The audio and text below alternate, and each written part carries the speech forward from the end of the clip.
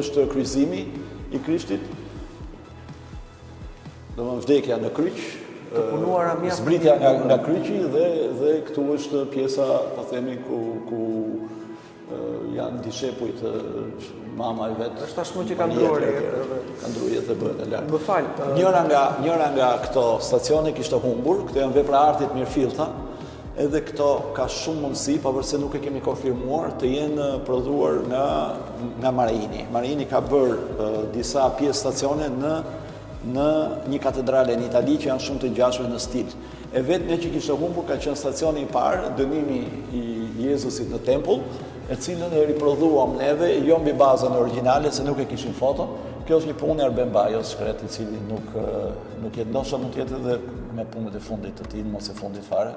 Ne e dim që ai vdes nga Covidi dhe thash kjo kish u realizuar gjatë asaj. Duket në të njëjtën frymë, përveç se ngjyrës së kohës. Po teknika ndryshon sepse ai fakt edhe pyeti nëse duhet bërë me të njëjtën teknikë apo jo, në të njëjtën po themi stilistik, ne menduam që nuk do ishte një lloj falsifikimi, kështu që thamë bëje si e mendon ti, bëje domethënë me atë dëshirën tënde, dhe ai bëri një skenë klasike të momentit ku e marrin Krishtin nga tempulli për ta çuar. Gjatë kohës ku kishës ka qenë mbyllur në kohën e diktaturës, këto kanë qenë të lyera apo? Jo, këto nuk kanë qenë të lyera.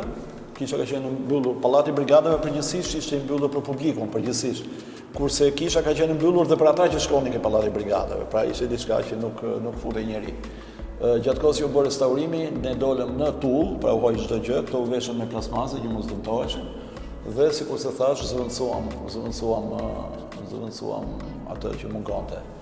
Mbi portën kryesore, mbi portën e hyrjes, është një skenë e jashtëzakonshme. Është një punë shumë e bukur në terakot. Janë bazorelieve në terakot, ku edhe këtu është ëngjulli që lajmëron Marien që jeni shtatzën. Po. Dhe është edhe duke bekuar shtatzanin e Marijes. Kjo është një punë e jashtëzakonshme në pikpamjen e shprehjes artistike. Kemi të bëjmë me një neo-renesancë si stili është neo-rilindas, po themi. Në qoftë se nuk do ta dinim që kjo kish është bërë, po themi, fillim shekulli 20, mund të mendoj edhe që është 1600-ës, sepse domethënë qëllimisht nga skulptori është marr ai stil. Sikur se e thash, kemi një trajektore nga periudha paleokristiane në periudhën kristiane dhe periudhën, po themi, të Marokut. Midis dy figurave qëndron një shkrim në latinisht, i cili ishte i palexueshëm. Fillimisht ishte i lyer, ky ishte i lyer, dhe neve vetëm të njëra nga gërmat e incizuara kishte ngelur ngjyra e kuqe, kështu që neve i bëm të gjitha me ngjyrë të kuqe ato gërmat, sigurisht ajo, sepse ato kishin humbur. Dhe ideja e këtij shkrimi tani ne kemi bërë dhe përkthimin letteral, duke konsultuar edhe me latinist, por ideja është që Krishti shënbyes, i cili vdes në kryq, ta bekoi këtë mbretërinë e Shqipërisë, e cila dhe këtë tempull që ngrihet në hirin e Emanuelit të tretë, mbret i Italisë dhe i Shqipërisë, perandori i Etiopisë, si dhe Benito Mussolinit, që është duçe ose udhëheqësi, domethënë, dhe që ndërtuan në këtë tempull në vitin e Zotit 1941, ose viti i 19 i fashizmit. Kështu që edhe kjo tashmë i përket historisë është pjesë e trashëgimisë. Është nga shkrimet e rralla që kemi në këtë. Është nga shkrimet e rralla, mos e vetmja që kam mjetuar, se tjerat u thyen nga furia antifashiste, sidomos pas luftës, po kjo meqense këtu s'hynte njeri dhe kjo ishte tamam mostro sacro. Ishte një përbindësh nga njëra anë për regjimin, po dhe i shenjtë nga ana tjetër që s'u mor njeri, nuk e ngacmoi njeri, e lan kështu, dhe kjo është fati që kjo kapel ka mbjetuar. Domethënë kjo është shenja më e mirë e të qenurit në periferi në zemër të diktaturës dhe në periferi. Kjo është shenja më e mirë e të mos rënit në sy. Po. Sepse të rënit në sy, jo vetëm tek njerëzit të çmuar, të ditur etj që do goditen në turma me gur një moment saktuar, por edhe godinat kanë mësuar njëtin fat. Me fjalë, godinat që bien më tepër në sy kanë qenë ato më të përdhunuara në Shqipëri. Kush ka qenë e fshehur me një cep ka mbjetuar. Fatmirësisht.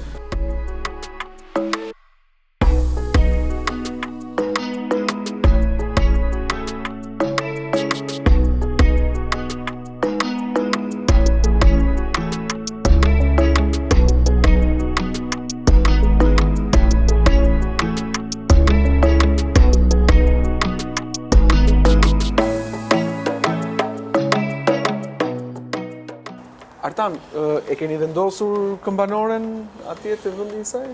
Këmbana u krijua posaçërisht për këtë kapel, për këtë kishës. Këmbana ka nga një anë figurën e Nën Terezës, nga ana tjetër Skënderbeun, Gjergj Kastriotin, dhe poshtë është dhuruar nga fretnit jezuit kapelës Pallatit Brigadave, e cila është dorëzuar, nuk është montuar ende si duket, por që me siguri një ditë do ta vënë, pra ajo është diçka që u bë. Dhe do vihet mbi majën e kësaj këmbanores, kampanjelit si i thon Shkodër, këmbanores vogël, e cila dhe kjo u ribë sepse ishte dëmtuar shumë. Nuk ishte ajo pjesa sipër, Gjithashtu, po ta vëmë re, shikoni këto si vrimza që janë tek zokolatura kësaj, kjo është në mënyrë që i grasia mos depërtojë në brendësinë e kishës. Domethënë ka një hapësirë aty. Kjo është një hapësirë, është me një lloj, po themi, interkapedi horizontal, jo interkaped vertikal, që krijon mundësinë e ajrimit. Ajrimi shërben kryesisht për të hequr avullin që krijohet, kondensën që krijohet, dhe duke mbajtur ambientin të thatë edhe nëse ajo nuk përdoret për vite të tëra. Megjithatë, duhet të themi që gjatë rreth 80 vjetëve që kjo ndonjë e pashfrytzuar dhe pothuajse e mbyllur, brenda kishin mbirë edhe pemë jo, po bimësi brenda. Do të jap fotografitë, janë impresive. Nga dilte bimësi. Po ishin fut nga një vrimës, kjo ishte gjitha e rrethuar me bimësi, domethënë duke sikur je në tempujt e Angorit në Kambodxha, se ata janë mes xhunglës, domethënë ti zbulon gjona të jashtëzakonshme. Dhe ashtu ishte në atë periudhë. Në një mënyrë apo në një tjetër kjo e humbi atë romantizmin e ruinës, ke parasysh anglezët e duan të ruajnë në ruinë gjëra. Por nga ana tjetër ne fituam një monument arkitektoror dhe historik.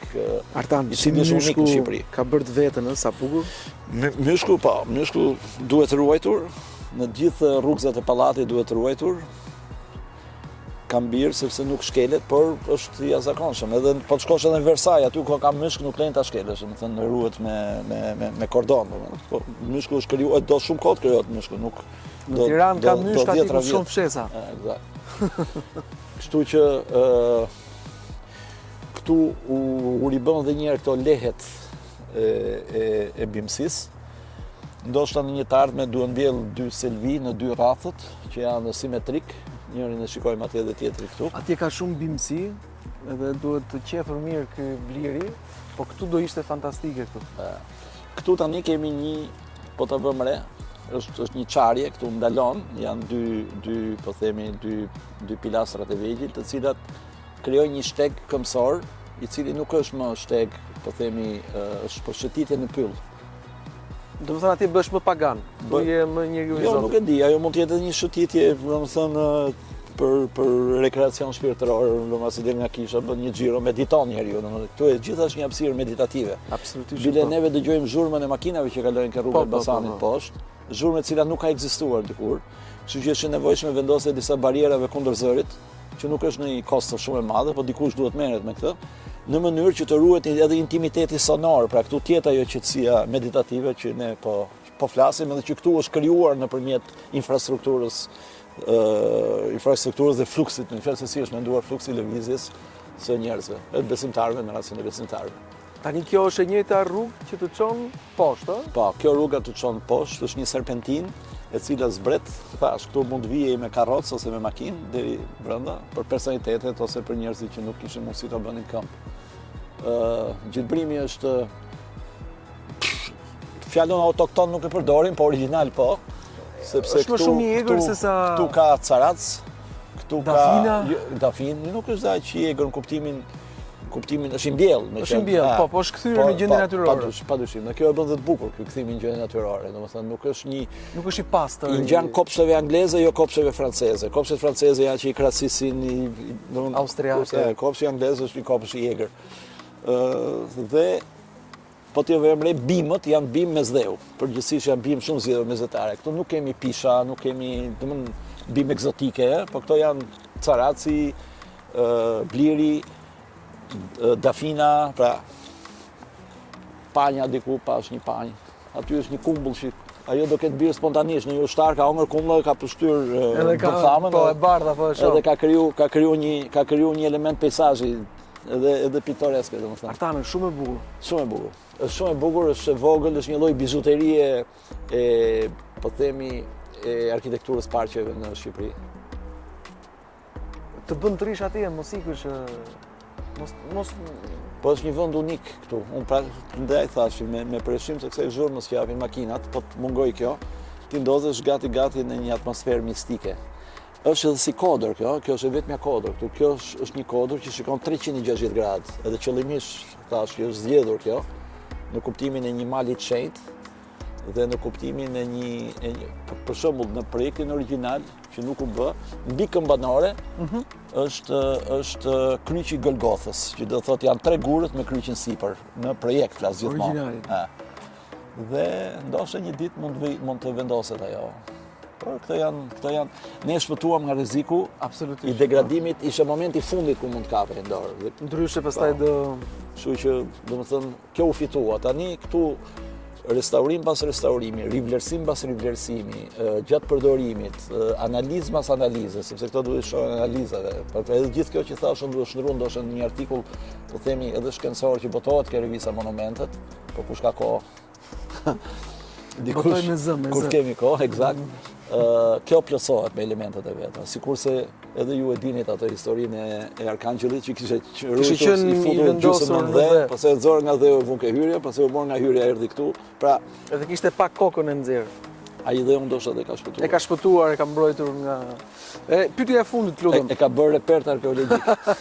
Pyetja e fundit, po, siç flitet që i marrin ato dhe i fusin diku i groposin për t'i vjetëruar.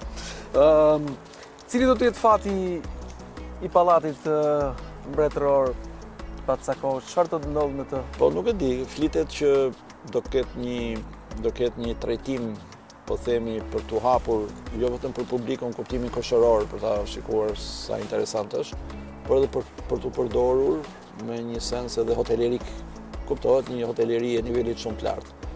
Pastaj mendohet që do krijohen disa ambiente shtesë, që nuk e di se nuk e kam parë projektin, por që si detyrë projektimi kjo është, me fjalë që t'i jepet një valencë turistike. Shpresoj shumë që ndërhyrjet jenë sa më mini invazive dhe sidomos për sa i përket pjesës së autenticitetit të pallatit, i cili sikur se thallë duke qenë një monster, një përbindës i shenjtë, i ka shpëtuar rrënimit edhe grabitjeve, të ruhet sa më tepër kjo që është. Kjo kishës është fiks shpreha të harroft Perëndia në diktaturë e papërlyer. Kjo është harroft mortja. Harroft mortja. Mortja, se këtë e ka harru mortja. Kjo tani mbjetoj, kështu që unë shpresoj që kjo ishte sa bukur i bie dhe drita tani në këtë orar. Është realisht që ka një gjë mistike. Këtu janë bërë disa evente, kryesisht pak një 2 evente që kam qenë që ka kryer pikërisht urdhri sovran i Maltës. Evente shumë bukura. Meriton situata, është vlerësuese. Mund të rinë 100 njerëz lirshëm me gotat e koktejlit në dorë, duke biseduar, duke u socializuar. Po pak të zhurmën e makinave. Zhurmën e makinave shpresojmë që me pak vullnet mirë do zgjidhet. Falenderoj shumë për bisedën. Edhe bashkë do të shihemi në Amarkordin tjetër me hapësira dhe vende që i njihni shumë pak.